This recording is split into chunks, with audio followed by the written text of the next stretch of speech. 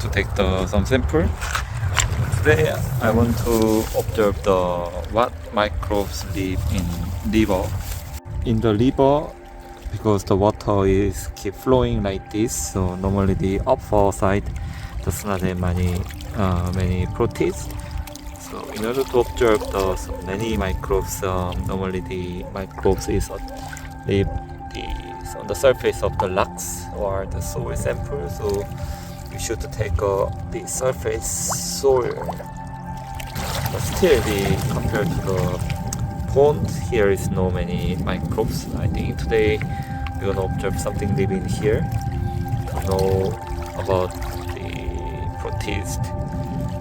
This microbes was gift from my father more than 10 years ago.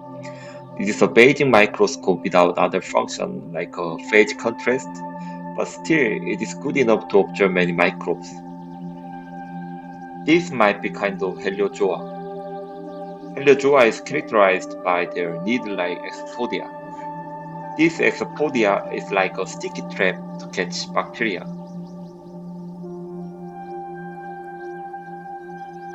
Next is Stentor.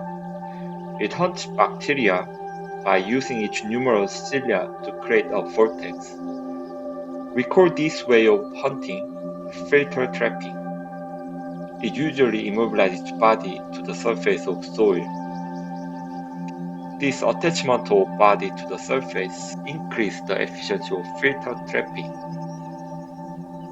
However, if the environment becomes unfavorable, it detaches the body and travels to find the better place with more food. This is a giant rotifer. Similar to Stentor, it also captures small protists or bacteria by filter trapping. It looks like a tiny vacuum cleaner. It sucks everything into its feeding apparatus.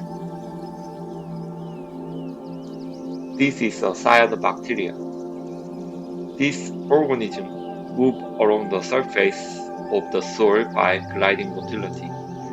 Gliding motility is suitable to navigate through the surface in river. This is diatoms. They are famous for their intricate and beautiful silicate fluster. Diatom also move by gliding motility along the surface of soil or rocks. Both cyanobacteria and diatoms are primary producers in the environment.